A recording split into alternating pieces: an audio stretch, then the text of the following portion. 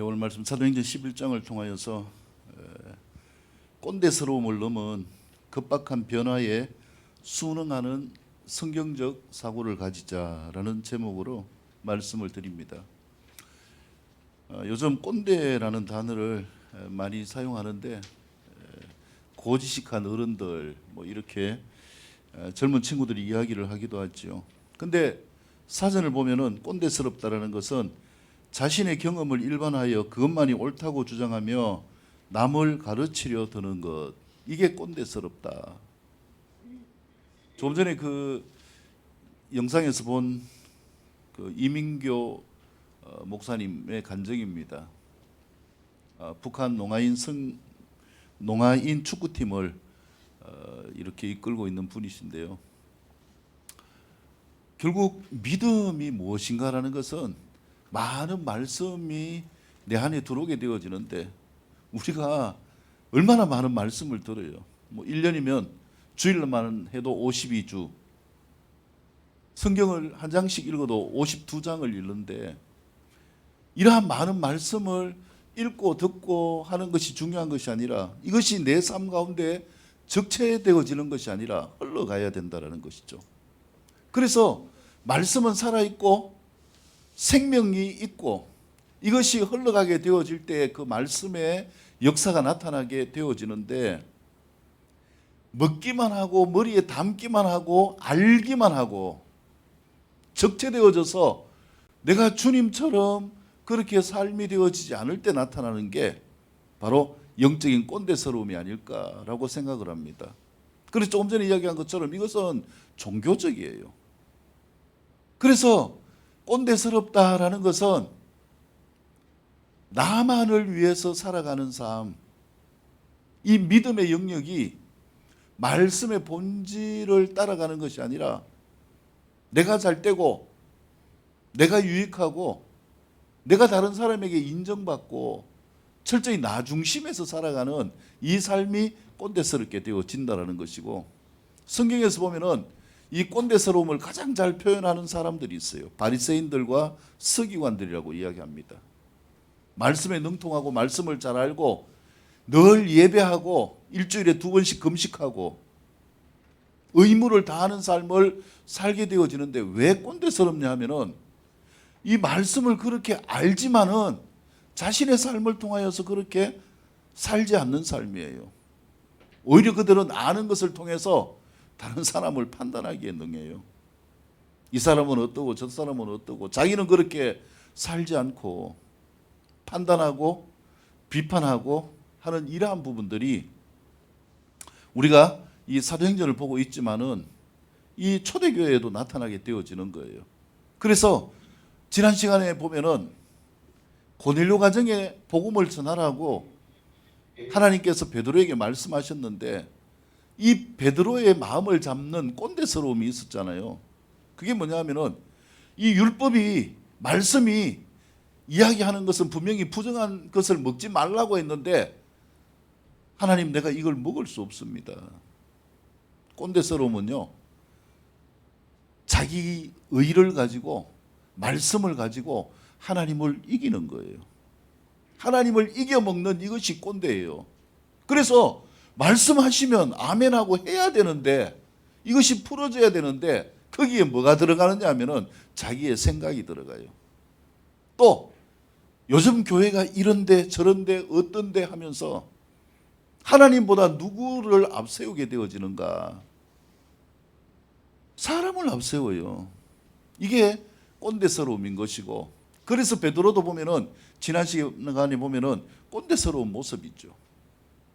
근데 베드로가 이제 고넬료 가정에 복음을 전하고 성령님이 임하심을 보고 하나님께서 이방인들에게도 복음을 전하게 하셨구나.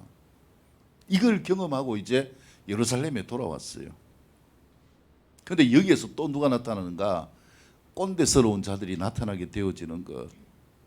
그래서 오늘 이 말씀을 통하여서 우리의 신앙이 어떠해야 되는가? 제발 꼰대스러움을 넘어서 급박한 변화에 순응하는 성경적인 오리지널 이 성경적인 사고방식이 될 수 있기를 축복합니다. 그래서 이 성경적인 사고는 어떤 것인가? 말씀대로 우리가 살아가는 삶이에요. 오늘 본문에도 나타나지만은 옆에 분 축복합니다. 실행하는 믿음이 됩시다. 할렐루야. 야고보서 2장에 보면은요, 행함이 없는 믿음은 곧 죽은 것이다.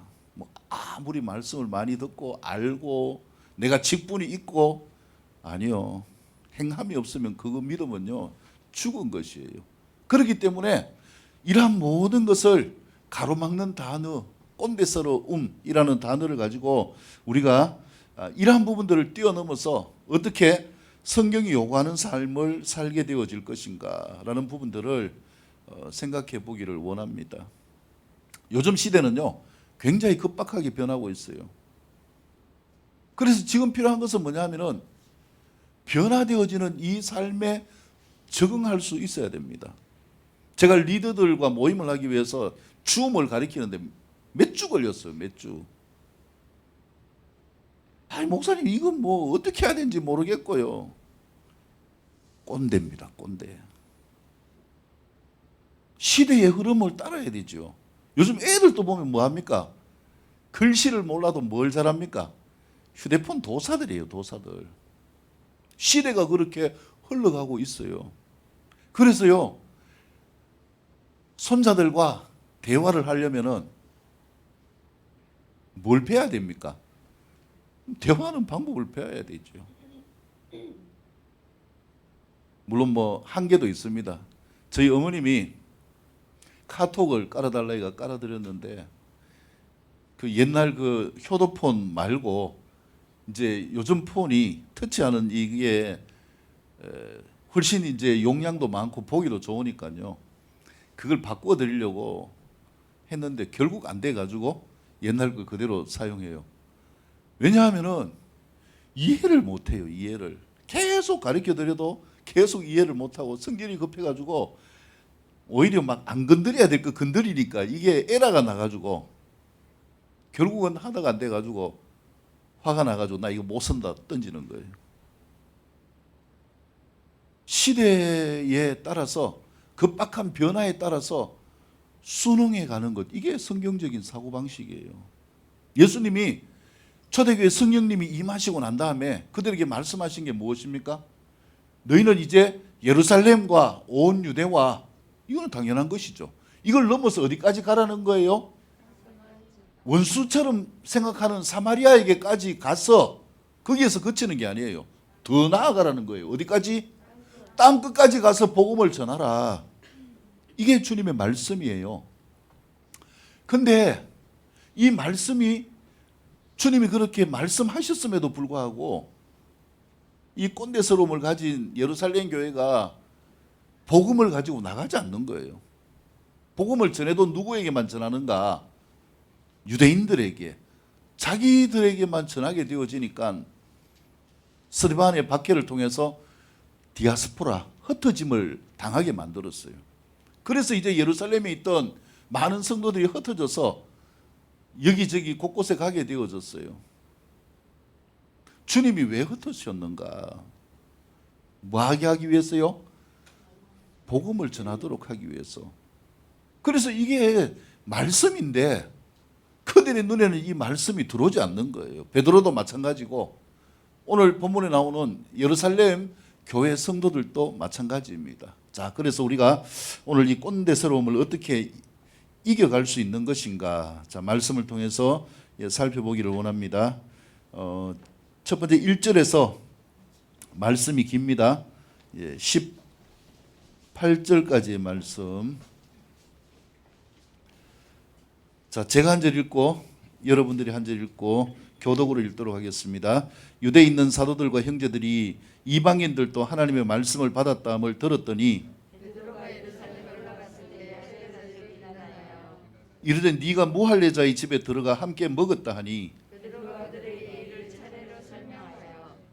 이르되 내가 요파시에서 기도할 때 황홀한 중에 환상을 보니 큰 보자기 같은 그릇이 내 귀에 매여 하늘로부터 내리어 내 앞에까지 드리워지거늘 이것을 주목하여 보니 땅에 내가 가진 것과 빈손과 겹기는 것 공중에 나는 것들이 보이더라. 또 들으니 소리가 있어 내게 이르되 베드로야 일어나 잡아 먹으라 하거늘 내가 이르되 주님 그럴 수 없나이다. 숙녀가 다 깨끗하지 아니한 것은 결코 내 입에 들어간 일이 없나이다. 아멘. 또 하늘로부터 두 번째 소리 있어 내게 이르되 하나님이 깨끗하게 하신 것을 네가 속되다고 하지 말라 하더라. 이런 일이 세 번 있은 후에 모두 다시 하늘로 올라가더라. 마침 세 사람이 내가 유숙한 집 앞에 서 있으니 가이사랴에서 내게로 보낸 사람이라. 성령이 내게 명하사 오실 말과 함께 가라 하시매 이어서 형제도 나와 함께 가서 두 사람의 집에 들어가니 그가 우리에게 말하기를 천사가 내 집에 서서 말하되 네가 사람을 요바에 보내어 베드로라 하는 시몬을 청하라. 그가 원해 온집 무엇을 하는 것을 내게 이르리라 하고 왔다 하거늘 내가 말을 시작할 때에 성령이 그들에게 임하시기를 처음 우리에게 하신 것 같이 하는지라. 내가 지금 말씀에 요한으로 세례를 받았으나 너희는 성령으로 세례를 받으리라 하신 것이 생각난다. 그런즉 하나님이 우리가 주 예수 그리스도를 믿을 때에 주신 것 같은 선물을 그들에게도 주셨으니 내가 누구이기에 하나님을 능히 맡겠느냐 하더라. 그들이 이 말을 듣고 잠잠하여 하나님께 영광을 돌려주되 그러면 하나님께서 이방인에게도 생명 얻는 기회를 주셨도다 하니라. 아멘. 베드로의 꼰대스러움이요 예루살렘 교회에 그대로 있는 부분을 말씀하고 있는 것이죠. 이제 베드로가 고넬료의 집에 가서 함께 음식을 먹으면서 성령님이 임하시도록 기도하고 돌아왔는데 예루살렘에 있는 성도들이 벼르고 있었어요. 그 이유가 무엇입니까? 3절 말씀 보면은 네가 무할례자의 집에 들어가 함께 먹었다. 유대인들은 할례를 받은 자로서요 할례 받지 않는 이방인들과 상종하지 않습니다. 근데 누가 보내셨나요? 주님이 보내셨잖아요. 그래서 주님이 보내셨으면 하나님께서 이렇게 일하셨구나 이렇게 생각해야 되는데 오히려 그들이 가지고 있는 이 율법적인 사고, 성경적인 사고가 아니라 율법적인 사고를 가지고 베드로를 향하여서 네가 왜 이방인과 함께 먹느냐 하면서 무슨 짓을 한 거예요? 꼰대 짓을 한 거예요. 그래서 베드로가 뭘 하느냐 하면은 이제 있었던 일을 이야기하는 거예요. 나도 그렇게 하려고 한 게 아니라 하나님이 환상 가운데서 보자기를 보여주셨는데 나는 이거 먹을 수가 없다라고 하는데 하나님이 3번 말씀하시면서 네가 이걸 먹어라. 그래서 그 뜻이 뭔지 몰라가지고 있는데 고넬료가 보낸 사람들이 나를 찾아와가지고 가면서 비로소 하나님이 이렇게 하신 것을 내가 알게 되어졌다라고 이제 자기가 만난 경험을 간증하면서 17절 보면은 내가 누구이기에 하나님을 능히 맡겠느냐. 여러분 꼰대스럽다라는 것은요 내가 누구를 이겨먹는 거예요? 하나님을 이겨먹는 거예요. 예배 볼 축복합니다. 하나님을 이겨먹지 맙시다. 우리가 말씀을요 부족해서 못 지키는 거는 그럴 수 있어요. 누가 다 말씀을 완벽하게 지키면서 합니까? 그러면 그 사람은 이 땅의 사람이 아니죠. 죄 없는 사람이 어디 있어요? 근데 지금 꼰대스럽다라는 것은 뭐냐 하면은 말씀을 지키고 안 지키고 이 문제가 아니라 누가 말씀의 주인이 되어져 있는가 이거예요. 자신이 말씀을 판단하는 주인이 되어져서 누구보다 높이 있습니까? 하나님보다 높이 있어요. 여러분 우리가 이 삶을 조심해야 돼요. 내가 모든 것을 판단하고 사람들을 비판하고 저주하기까지 하면서요 하나님을 찾는다고 하지만은요 미안하지만 내가 누구보다 높아져 있는가? 하나님보다 높아져 있다는 것을 모르는 사람들이 너무나 많아요. 이게 꼰대스러움이에요. 그래서 베드로에게 따지게 되어지고 하니까 베드로가 마지막에 하는 게 무엇입니까? 내가 어떻게 하나님의 역사를 막겠느냐. 우리가 하나님의 역사는 흘러가도록 해야 되지 하나님의 역사를 막을 수가 없는 거예요. 그래서 내가 하나님의 말씀을 받고 이렇게 판단하고 저렇게 판단하고 제거해서 그것을 내가 주장한다면 내가 꼰대스럽게 되는 거예요. 다른 말로 하면 내가 누구를 이겨먹는 삶이 됩니까? 조심하시기 바랍니다, 여러분. 그래서 우리는 철저히 성령님이 말씀하게 하는데 따라서 살아가는 거예요. 이게 부담이 아니라 자유함이 될 수 있기를 축복합니다. 나는 답을 알 수가 없지만, 어차피 모르지만 누가 이끄신다? 예, 하나님이 나를 이끄신다.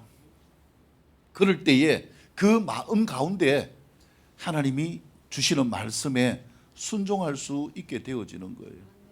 베드로가 경험했던 이 실패가 예루살렘 교인들 가운데 그대로 나타나는 거예요. 그러니까 하나님이 이 교회를 뭐 했습니까? 흩으신 거예요.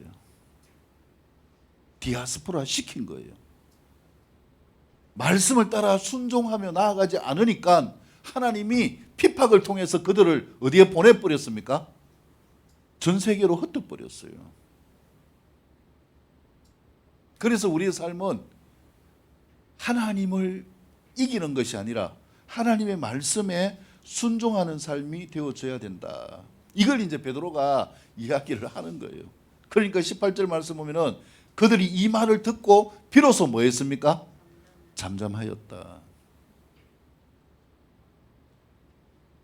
비로소 잠잠하게 되어진 것, 하나님이 하셨다. 이 말씀 앞에 우리가 겸손할 수 있어야 되죠. 그런데 요즘은요, 하나님이 하셨습니다 해도 뭐 하지 않습니까?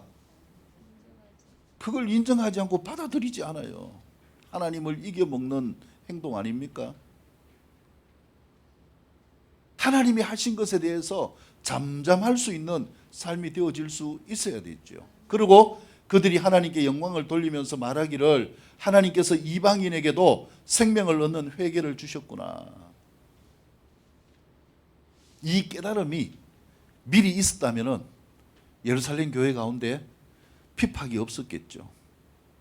그래서 우리는 삶을 통하여서 일이 벌어지고 난 다음에 깨닫는 것이 아니라 미리 하나님의 말씀을 붙들고 순종하며 나아갈 수 있는 형통한 삶이 될 수 있기를 축복합니다. 네, 그래서 우리의 삶의 중심은요, 이미 말씀하신 말씀 안에 다 있는 거예요. 그들이 몰랐던 것 아니에요. 사도행전 1장 8절 아까 말씀드린 것처럼 예루살렘과 온 유대와 사마리아와 땅끝까지 이르러 복음을 전하라. 이걸 이미 받았잖아요. 그 전하기 위해서 너희에게 무엇을 준다고 하셨어요? 성령을 주시는 거예요. 오직 성령이 뭐 하시면? 너희에게 임하시면. 자, 그런데 한번 보세요. 우리가 사도행전을 계속 보고 있잖아요. 이들에게, 꼰대스러운 이들에게 성령이 임했을까요? 안 임했을까요? 예? 이들이 성령의 임하심을 경험했나요? 경험하지 않았나요? 사도행전 2장에서 보면요, 이들이 성령님의 임하심을 경험하고 베드로가 설교하자 3,000명이나 회개하고 주님께 돌아오게 되어지고 5,000명이 회개하고 주님을 믿게 되어지고 이렇게 해서 엄청나게 큰 예루살렘 교회가 되어진 거예요. 성령을 다 경험한 거예요. 문제가 무엇입니까? 이들이 왜 종교적이 되었나요? 누구를 이겼어요? 율법을 가지고요. 하나님의 말씀을 이긴 거예요. 하나님을 이긴 거예요. 우리는 이러한 모습에서 잠잠할 수 있기를 축복합니다. 내 삶과 삶의 모든 것의 중심이 하나님이 이끄시는 삶이 중심이 되어질 수 있기를 축복합니다. 이게 꼰대스럽지 않는 삶이에요. 꼰대스럽지 않는 삶은요, 지금 예루살렘 교회에서 이야기하는 것처럼 앞섰다고 해서 당신이 그럴 수 있느냐 저럴 수 있느냐 말씀을 가지고 비판하고 판단하는 삶이 아니에요. 어떤 삶입니까? 뒤에 나오지만 안디옥 교회를 통해서 보여주는 삶, 성령님이 임했을 때 나타나는 삶이에요. 그게 무엇입니까? 주님의 이름으로 섬기며 나아가는 삶이 되어져야 되는 거예요. 이게 꼰대스러움이 아니라 진짜 하나님이 원하시는 복음적 사고, 성경적 사고의 모습이 되어지는 것입니다. 특히 우리가 이 코로나 시즌 가운데 우리가 할 수 있는 그 은혜를 가지고 섬길 수 있는 삶이 될 수 있기를 축복합니다. 아침에 제가 기도하는데 주님이 어떤 환상을 보여주셨냐면은 그 새 것인데요. 국수가 나오는 기계를 이렇게 보여주시고 국수가 이렇게 뽑아지는 걸 보여주셨어요. 근데 이 국수가 내려오면서 이 뚜껑 위로 이렇게 흘러 넘치는 거예요. 이제 그래가지고 흘러 넘치는데 나오는 걸 봤다가 나중에 이제 이게 이제 정상으로 돼서 기계 속으로 들어가서 국수 가락이 쫙 뽑아져 나오고 그걸 이제 이렇게 뭡니까 잘라가지고 포장하고 나누어주는 이런 환상이었어요. 중요한 것은 무엇이냐면은 우리가 주님이 원하시는 걸음으로 나아갈 수 있는 삶이 되어져야 되는 것이죠. 내가 하나님의 은혜로 구원받았으면 그 구원의 역사를 누구에게 전해야 됩니까? 세상 사람들에게 나타내는 삶을 살아야 되는 것이죠. 내가 세상 물질로 누린다면 그 누리는 것에 작은 일부라도 떼어서 누구를 위해 살아야 됩니까? 세상 영혼들을 위해서 필요한 자들을 위해서 사는 삶이 되어져야 되는 것이죠. 이것이 성경적인 사고예요. 그래서 우리가 믿음이라는 것은 행함이 있는 믿음이 되어질 수 있기를 축복합니다. 그래서 이제 우리가 엔카운터도 하는데요. 이제 결국은 성령을 경험하고 믿음 안으로 들어오는 분들을 위하여서 받는 분들보다도 어떤 역할이 더 중요한 것인가? 섬기는 자의 역할이 중요합니다. 꼰대스러운 것이 아니라 진짜 주님의 심정으로 섬겨가는 이 삶을 이루어 갈 때에 하나님께서 새로운 생명의 역사를 부어주시는 이 고넬료 가정의 역사와 같은 이런 역사가 나타날 수 있게 되어지기 때문입니다. 옆에 분을 축복합니다. 믿음은 실행입니다. 할렐루야. 이 행함으로 충만할 수 있기를 축복합니다. 자, 두 번째 19절에서 26절까지의 말씀을 같이 읽도록 하겠습니다. 19에서 26절입니다. 시작.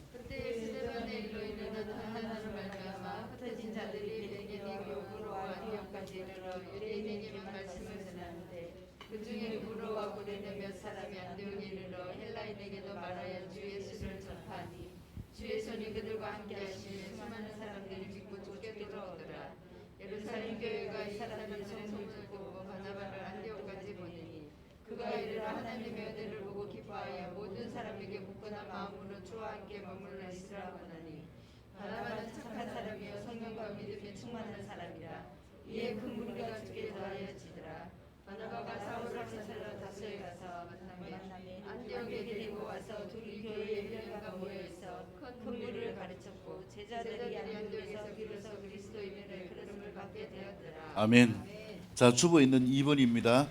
80%의 구원이 필요한 자들에게 다가가서 복음을 전하고 생명을 살리는 공동체로 사람들에게 그리스도인으로 인정받는 삶이 되어질 수 있기를 축복합니다. 그래서 이 말씀에서 보면은요, 이제 스데반의 일로 일어난 환란으로 말미암아 흩어졌죠. 근데 그 가운데서요, 구브로와 구레네 몇 사람이 안디옥에서 누구에게 복음을 전했습니까? 헬라인에게. 헬라는 그리스죠. 그리스 사람들에게 복음을 전했다라는 거예요. 뭐가 다릅니까? 앞에 구절하고 복음을 공유하고 꼰대짓을 하는 이 삶이 아니라 이들은 흩어져서 이방인들에게 뭘 했다는 거예요? 복음을 전한 거예요. 여러분, 꼰대스러움을 넘어서 이 삶이 되어질 수 있기를 축복합니다. 그런데 한번 생각해 보세요. 이 사람들이 지금 복음을 전할 형편이겠어요? 예루살렘 교회가 핍박을 받으면서요, 뭐 다 가지고 세간살이 다 가지고 갔겠어요? 빨리 도망가지 않으면은 잘못하면 죽을 수도 있으니까 부랴부랴 필요한 것만 몇 가지 챙겨가지고 이제 도망을 간 거죠. 자, 근데 거기에서 내 먹고 살기도 바쁜데 이들은 무엇을 한 것입니까? 이방인들에게 복음을 전한 것이에요. 자, 그래서 이들이 복음을 전하였는데 21절 보세요. 누가 그들과 함께 했습니까? 주의 손이 그들과 함께하며. 옆에 분 축복합니다. 주의 손이 함께합시다. 우리가요, 믿음 있는 삶이라는 것은 누가 함께하는 삶입니까? 주님이 함께하시는데 특별히 주님의 손길이 함께할 수 있기를 축복합니다. 주님의 손길이 뭐예요? 주님의 손이 어떤 의미인가요? 주님의 능력입니다. 주님이 보호하심입니다. 주님이 채우시는 역사입니다. 이들은요, 무엇을 알고 있었는지 아십니까? 우리가 비록 예루살렘에서 피어나서 이렇게 살고 있지만은 어떻게 사는 것이 정답인가라는 것을 알고 있었던 자들이에요. 자기 먹고 살기 바쁜데 이들이 왜 복음을 전했겠어요? 이것이 누가 함께하는 것을 알았기 때문에, 주님의 손길이 함께하는 것이기 때문에, 내 인생을 책임져 주시는 분이 주님이라는 것을 알았기 때문에, 내가 살아갈 수 있는 삶의 방편이 주님을 통하여 나타난다라는 것을 알았기 때문에 이들은 무엇을 붙잡고 나갔습니까? 본질을 붙잡고 나간 거예요, 여러분. 요즘 보면은요, 코로나 시즌 앞으로 더 그렇습니다. 뭐 더 어렵다. 그 가운데서 어려움에 끌끌 매는 삶이 아니라 오히려 하나님의 손길이 나를 통하여서 다른 사람에게 줄 수 있는 삶이 될 수 있기를 축복합니다. 복음을 나누어 주는 삶이 될 수 있기를 축복합니다.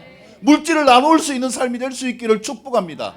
위로를 전달할 수 있는 삶이 될 수 있기를 축복합니다. 이게 주님의 손이 함께하는 자들의 특징이에요. 그러니까 이 안디옥에서 뭐가 일어났습니까? 복음을 전하니까, 주의 손길이 함께하니까 하나님의 역사에 많은 것들을 경험하면서 이 안디옥에 교회가 생겨난 거예요.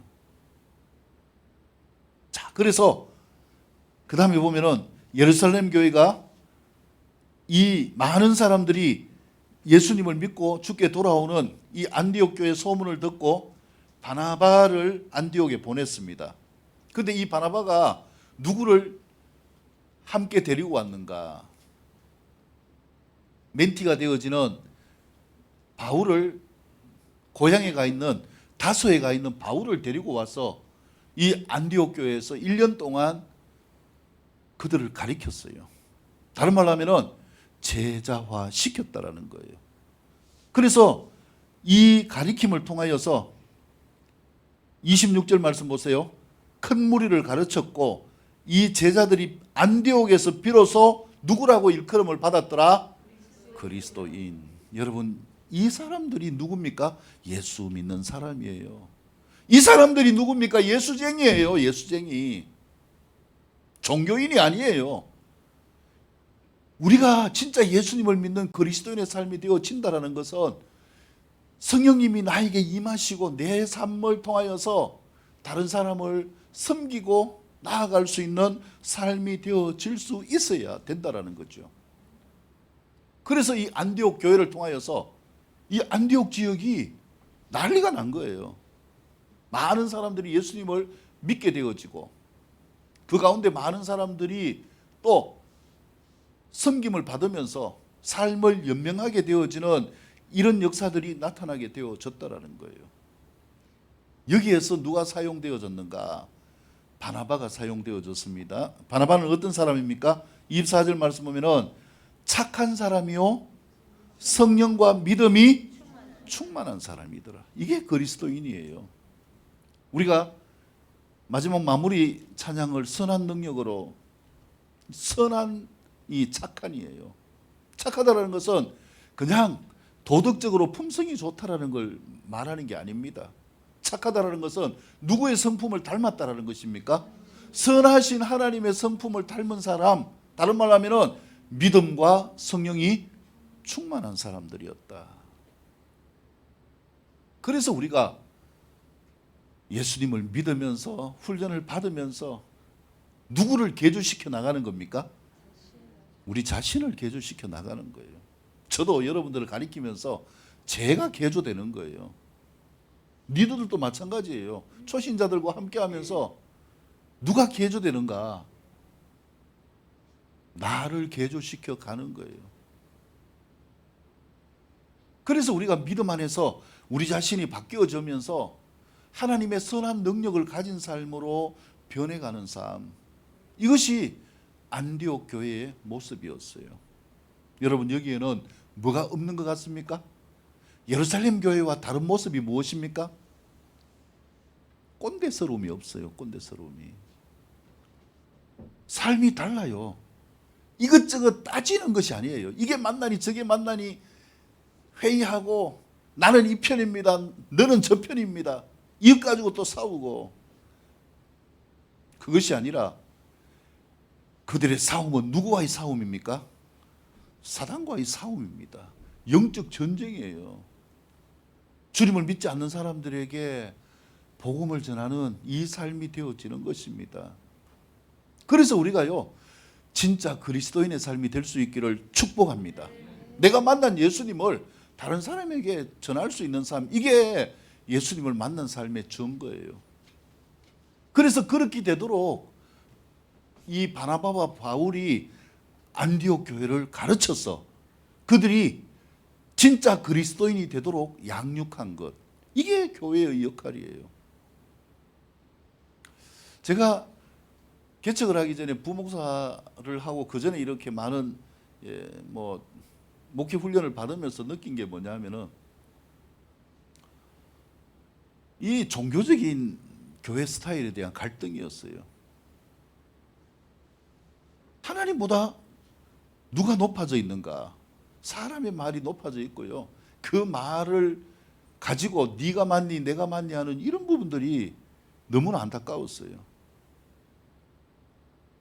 거기에는 뭐가 없는가? 생명이 없어요. 생명이 있다면 작을지라도 뭐 하는 삶이 되어져야 됩니까? 예수님이 그리스도이심을 전하는 삶이 되어져야 되죠. 비록 내 모습이 부끄럽다고 할지라도 그 부끄러운 모습을 가지고 누구를 나타내는 삶이 되어져야 됩니까? 예수님을 나타내는 삶이 되어져야 되죠. 그래야 비로소 누구라고 불려지는 것입니까? 그리스도인이에요. 이게 그리스도인이에요. 복음을 따라서 살아가는 성경적인 사고에 순응하면서 살아가는 삶이 될 수 있기를 축복합니다. 이게 그리스도인이에요. 이런 모습이 되어지지 않으니까 하나님께서 예루살렘 교회를 흩으신 거예요.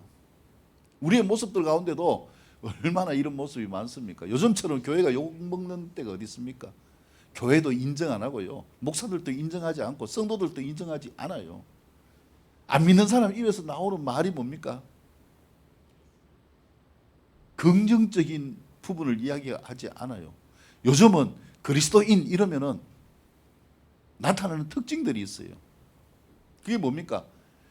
나쁜 것만 다 이야기해요. 교회의 나쁜 부분들, 행실의 나쁜 부분들. 안 믿는 사람도 이야기하는 게 있어요. 어떤 일 할 때 절대로 장로들과 일하지 마라. 이 참 제가 그 이야기를 듣고 참 충격받는 거 아닙니까? 왜 그렇게 이야기할까요?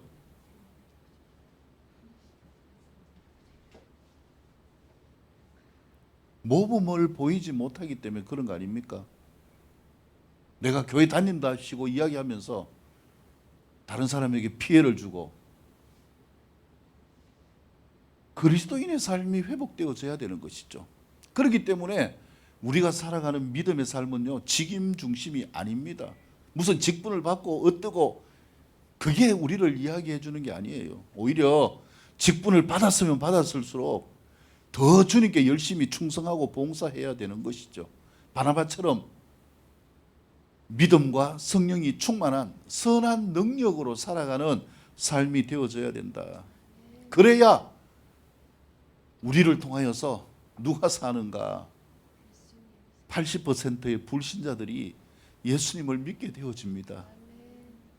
교회 밖으로 나가지 않으니까 그들이 예수님을 알지 못하고 교회 밖으로 나가서 또 예수님의 모습을 보여주는 게 아니라 욕먹을 일들만 보여주니까 그들이 예수님을 믿지 못하게 하고, 이런저런 이유로 예수님을 믿지 못하게 못을 꽝꽝 받는 역할을 누가 하는가 이거예요.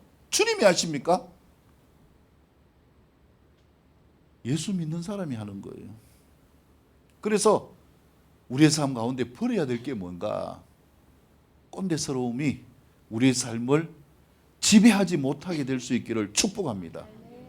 내 판단보다도 주님의 말씀이 우선될 수 있기를 축복합니다. 주님의 말씀이 내 삶 가운데 나타나지 않으면 먼저 그것을 행동하지 마시기를 바랍니다. 내보다 누가 더 답답습니까? 주님이 더 답답우셔요. 그래서 주님은 우리를 통하여서 일하시기를 원하십니다. 누구든지 주님이 원하시는 삶을 이루어가려고 마음을 먹기만 하면은 누가 임하십니까? 주의 손길이 임하십니다. 구레네와 구브로 사람 몇 사람이잖아요. 안디옥에 온 몇 사람이 무슨 영향력이 있었겠어요? 근데 이 사람들이 헬라인들에게 복음을 전하니까 주님의 손길이 나타남을 경험하는 많은 사람들이 예수님을 믿게 되잖아요. 다른 사람들이 복음을 전하잖아요. 안디옥에서 수많은 사람들이 예수님께 돌아오는 것. 여러분, 급박해져가는 이 시대 가운데 살 길이 뭐라고 생각하십니까? 결국은 천국 가는 거 아닙니까? 앞으로 세상이 더 지옥처럼 되어질 이러한 시즌이 성경에서 보면 분명히 온다라고 이야기하는데, 그때 사람들이 야, 진짜 천국이 필요하구나. 그들을 천국으로 이끌어줄 수 있는 삶이 되어져야 되지요. 근데 내가 그리스도인이 되어지지 않는다면 나조차도 천국 가지 못하는데 다른 사람을 어떻게 천국으로 이끌 수 있느냐 이거예요. 그렇기 때문에 우리가 이 말씀을 우리의 삶 가운데서 행함으로 실천하는 삶, 이 삶이 우리의 삶 가운데 나타날 수 있기를 축복합니다. 이것이 세상 사람들이 인정하는 꼰대 같은 자들이 아니라 진짜 그리스도인의 모습이다. 이렇게 본문이 말씀하고 있습니다. 자, 마지막 세 번째 말씀을 읽고 마무리합니다. 27절에서 30절까지의 말씀. 27에서 30절까지 같이 읽습니다. 시작. 그때 선지자들이 예루살렘에서 안디옥에 이르니 그 중에 아론을 아는 한 사람이 일어나 성령으로 말하되 천하의 큰 흉년이 들리라 하더니 글라우디오 교회 때 그렇게 되니라. 제자들이 각각 의인들을 내세 사람들에게 무죄를 보내기로 작정하고 이를 시행하여 바나바와 시므를 사울의 손으로 저희에게 보내니라. 아멘. 자, 세 번째 필요한 것은 선한 능력과 믿음과 성령이 충만한 삶으로 예수님을 닮은 삶의 모범인 섬기는 삶을 실행하는 삶이 되시기를 축복합니다. 그래서 결국 이 안디옥 교회가 예루살렘 교회처럼 번성하게 되어지는데, 앞에서 말씀드린 것처럼 뭐가 다릅니까? 색깔이 다르죠. 예루살렘 교회는 여전히 꼰대스러움이 있고 율법 중심으로 이것이 맞니 저것이 맞니 15장에 가면요 결국 이것 때문에 회의를 해요. 그래서 따지기를 좋아하고 판단하기를 좋아하는 모임이었지만 이 안디옥 교회는 달랐다라는 거예요. 앞에서 말씀드린 것처럼 야, 저 사람들 보니까 진짜 예수쟁이가 저렇구나, 저렇게 살아야 되는 것이구나 라는 것을 보여주는 교회였다라는 거죠. 이 말씀이 그것을 이야기하고 있는 거예요. 그게 무엇입니까? 선지자들이 예루살렘으로부터 안디옥에 왔어요. 그 중에서 한 선지자인 아가보가 있었는데, 아가보가 일어나서 성령이 감동을 주시는 대로 예언을 했어요. 그게 무엇입니까? 천하에 큰 흉년이 들게 되어질 것이다. 이 예언을 한 거예요. 근데 진짜 이 예언처럼 뭐가 왔는가? 흉년이 왔어요. 그때가 언제라고요? 글라우디오 때에 그렇게 되니라. 하나님의 예언의 말씀을 받았는데 진짜 그렇게 된 거예요. 그때가 언제냐? 글라우디오 황제 때, 로마 황제 클라우디우스 때에 이런 일이 있었다라는 것이죠. 그래서 역사적으로 보면은 AD 41에서 54년까지 이 클라우디아 시저가 로마 황제의 자리에 있었어요. 근데 이 팔레스틴, 이스라엘이 있는 가나안 지역에 큰 흉년이 든 것이 언제였는가? AD 45년에 큰 흉년이 있었다. 이게 역사적인 사실이에요. 이때 큰 흉년이 있게 되어지는 것, 이게 아가보가 예언한 말씀이에요. 여러분, 우리가 하나님을 믿는 믿음으로 나아가게 되어지면은 하나님께서 우리의 삶을 이끌어 가십니다. 그래서 그 상황이 오기 전에 뭘 하십니까? 미리 말씀을 하셔요. 이게 무엇입니까? 예언이에요, 예언. 하나님이 미리 말씀하셔요. 요엘 선지자가 말한 것처럼 뭡니까? 환상이나 꿈이나 예언을 통하여서 어떻게 나아가야 될지를 하나님께서 인도하신다. 근데 흉년이 온다는 것을 받기는 받았는데 언제인지 몰랐는데 진짜 이런 일이 AD 45년에 팔레스틴 지역에서 있게 되어졌다라는 거예요. 이때에 그리스도인들의 행동이 무엇이었는가? 이게 포인트예요. 어떻게 했습니까? 29절 보면 제자들이 각각 무엇대로? 그 힘대로 유대에 사는 형제들에게 무엇을 보냈다고요? 부조를 보냈다. 힘에 넘치게 버겁도록 부도가 나도록 이렇게 하지 않았어요. 나의 무엇대로? 힘대로. 예언의 말씀처럼 진짜 예루살렘에 큰 흉년이 들어서 우리가 그들을 도와야 되겠구나. 이렇게 해서 자기 힘 닿는 대로 십시일반해서 부조를 예루살렘 교회에 보내게 되어졌고 이것을 실행하였다. 성경 말씀은 약속의 말씀이에요. 그래서 이 말씀처럼 우리가 실행하는 믿음으로 나아가는 삶이 되어질 수 있기를 축복합니다. 요즘 보면은 이 코로나 시즌이라서요. 이 정부에서 뭐 무슨 돈이 나오고 물론 필요한 것은요. 또 형편에 따라서 받아야 내가 살 수가 있는 것이죠. 그러나 작은 것이라고 할지라도 내가 오히려 다른 사람을 섬길 수 있는 삶이 될 수 있기를 축복합니다. 왜요? 그것이 누가 함께하는 삶이기 때문에 주님의 손길이 함께하는 삶이 되기 때문에 그렇습니다. 다른 말로 하면은 나를 보호하시는, 나를 채우시는 하나님의 은혜가 그 삶 가운데 나타나는 역사가 되어지기 때문에 그렇습니다. 최근에 이제 그 많은 선교사님들이 한국으로 오셔가지고 계셔요. 그리고 뭐 제가 설교 때 여러 번 말씀을 드렸는데 이 코로나로 인해 가지고 선교사님들이 많이 돌아가셔요. 지난주에도 미얀마에 계신 선교사님이 돌아가셨어요. 우리가 아는 것처럼 미얀마는 그 지금 뭐 이 사태가 있어가지고 뭐 굉장히 혼란스럽잖아요. 그런데 그 선교사님이 왜 안 나오시고 거기 계셨는가? 나오셨으면 살 수 있었잖아요. 뭐 한국은 워낙 의료 기술이 발달돼 있어가지고요. 나오면은 살 수 있습니다. 근데 두고 올 수가 없잖아요. 그래서 그곳을 지키고 있다가 코로나에 걸려가지고 결국은 돌아가셨다는 부고가 이렇게 왔어요. 세상 입장에서 보면은 참 미련스럽잖아요. 꾀가 없느냐 이렇게 이야기하지만은 그분은 그분 나름대로 하나님이 주신 소임을 다한 거죠. 그래서 그런 부분을 보면은 참 안타깝고 선교사님들이 사역하는 부분을 보면 안타깝고 또 다른 면에서 보면은 진짜 부지런들 하셔요. 뭐 한국에 와 계신 분이나 선교지에 있는 분이나 지금 시간이 있을 때 뭘 하느냐, 뭐 외국에도 마찬가지잖아요. 이 대면을 못하게 하니까 만날 수가 없는 거예요. 그래서 자기 체험의 시간을 갖습니다. 이제 이 인터넷 가운데 주로 줌으로 이렇게 하는데요. 뭐 여러 강좌를 이렇게 열어가지고 이제 거기에 배우는 거예요. 이제 배우는데 뭐 강의료가 5만 원 하는 것도 있고 3만 원 하는 것도 있고 10만 원 하는 것도 있고 좀 이제 뭐 적한 강의는 2, 30만 원 하는 강의도 있어요. 이제 이걸 배우는데 이제 저도 그 선교사님 사이트에 들어가서 이렇게 같이 이제 하고 있는데 그 주님이 어떤 마음을 주셨냐면은 장학금에 대한 마음을 주셨어요.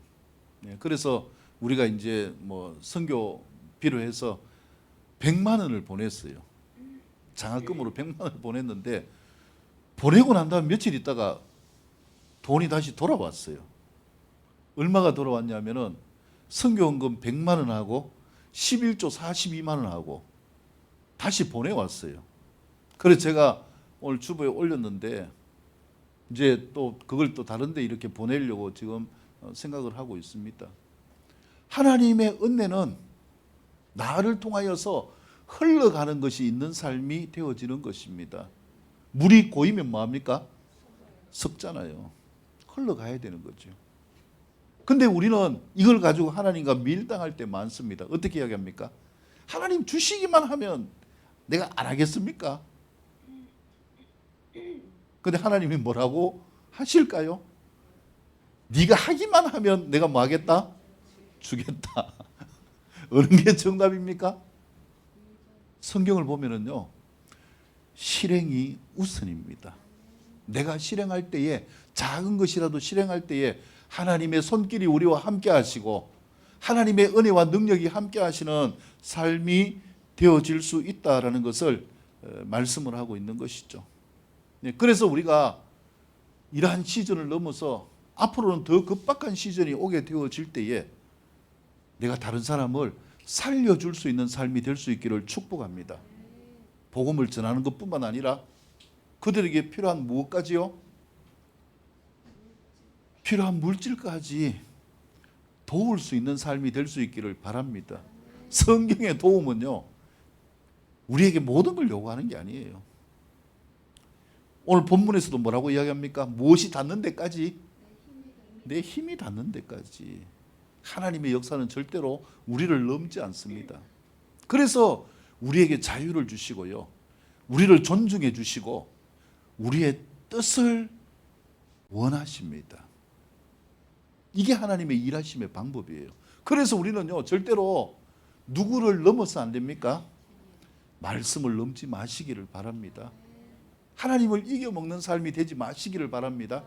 예루살렘 교회처럼 꼰대스러운 삶이 되지 마시기를 바랍니다. 주님이 나에게 주시는 마음이 있으면 그게 맞다라는 확신이 오면은 행동으로 나아갈 수 있기를 축복합니다. 굳이 내가요, 주님이 주시는 마음이 없어도 해야 될 게 있어요. 그게 무엇입니까? 성경에서 말씀하는 첫째 계명이 무엇입니까? 하나님을 사랑하고 내 이웃을 무엇처럼? 몸처럼 사랑할 수 있는 삶이 될 수 있기를 축복합니다. 이것을 뭐 하는 자? 실행하는 자가 복된 것입니다. 큰 게 중요한 게 아니에요. 작은 거라도 돌아가셔가지고 평소에 원수같이 생각하는 옆집 사람이 있다면 더더욱 한번 실행을 해보십시오. 그냥 뭡니까? 여름에 더우니까 뭐가 좋을까요? 요즘 수박은 좀 비싸대요. 보니까 끝물이라가 수박은 비싸고 한 5천 원 할 수 있는 건 뭡니까? 아이스크림. 시원한 아이스크림이라도 하나 사가지고 아이고 더운데 수고하십니다. 전해줘 보세요. 그 마음이 눈 녹듯이 녹을 거 아닙니까? 그리고 뭐라고 이야기할 거예요? 한 번에는 안 되겠지만은요, 그렇게 하다 보면 야, 저 사람 진짜 못 믿는 사람이구나, 예수쟁이구나. 이 삶이 되어질 수 있기를 축복합니다. 옛날에 제가 엔카운터 할 때도 간증을 드렸는데요, 저희 뒷집 사과집 그 부부가 저희 어머님하고 이렇게 삐쳤어요. 그게 이유가 뭐냐면은 그 집 이야기를 저희 어머님이 했다는 것 때문에 그때부터 서로 상종을 안 하는 거예요. 근데 계속 인사를 해왔잖아요. 저는 그걸 몰랐잖아요. 어린 마음에 이제 마주치니까 인사를 했는데, 아니 이 아저씨가 가다가 인사를 하면 반응을 받아줘야 되는데 어떻게 하냐면 고개를 휙 돌리는 거예요. 어린 마음에 이게 뭔지 몰랐어요. 근데 또 고개를 돌리네요. 그 나중에 물어보니까 이제 이런 일이 있어가지고 그렇다는 거예요. 근데 그때 제 마음 안에 뭐가 생겼냐면은 희한하게 오기가 생겼어요. 어떤 오기냐면은 뭐 그때 막 복음을 전해야 되겠다 뭐 이런 오기가 아니라 좋다. 언제까지 인사 안 받나 한번 보자. 이 마음으로 제가 인사를 했어요. 인사를 했는데 몇 년을 했나 한 10년 이상을 했을 거예요. 계속 만날 때마다 또 이분이 뭐 많이 왔다 갔다 하는 분이기 때문에 적어도 하루에 한 번 이상은 만났거든요. 계속 인사를 했습니다. 근데요, 나중에 이분들이 예수 믿겠다고 교회 나왔어요. 뭐 다른 사람이 전도해서 나올 수도 있지만은 그 사람이 제가 그렇게 하는 걸 보면서 예수 믿는 사람은 절해야 된다 이 이야기를 했어요. 우리가 큰 걸 가지고 하는 게 아니라 작은 것이라도 예수 믿는 사람의 옛자라도 보여줄 수 있는 삶이 되어져야 되잖아요. 예루살렘 교회처럼 나만 아는 삶이 아니라 다른 사람을 생각하는 이 마음이 우리로부터 흘러갈 수 있기를 축복합니다. 왜요? 왜 흘러가야 됩니까? 그래야 누가 살 수 있습니까? 내가 사는 거예요. 누가 함께 하기 때문에 주님의 손이 주님의 도우심이 주님의 이끄심이 함께 하기 때문에 우리가 살 수 있는 거. 이게 예수 믿는 사람 아니에요? 그래서 우리가 이 예수 믿는 삶을요 바꾸고 회복할 수 있기를 축복합니다. 우리가 작은 걸 가지고 이걸 하면은요 하나님이 일꾼을 찾으시는데 누구에게 그 역할을 주시겠어요? 작은 것을 하는 사람에게요. 마태복음 25장에서 그 사람을 그 작은 행실을 보고 뭐 한다고 했어요? 천국에 드린다고 했어요. 크고 작은 게 중요한 것이 아니라 예수 믿는 믿음을 나타내는 그리스도인의 삶이 되는 것은 결국 주님처럼 섬기는 삶을 통해서 나를 통하여 예수님이 전달되어지는 삶. 다 할 수 있잖아요. 다 할 수 있잖아요. 예, 근데 그걸 이제 한번 시도해 보시기를 바랍니다. 원수같이 여기는 사람이 있다면 더더욱 한번 시도해 보시기를 바랍니다. 예. 그러면 하나님께서 우리의 삶 가운데 임하시고 축복하시는 은혜로 나타나게 되어지는 영향력 있는 안디옥과 같은 교회가 되어질 수 있을 것입니다. 그렇게 될 수 있기를 축복합니다. 하나님께 영광을 올려드립니다.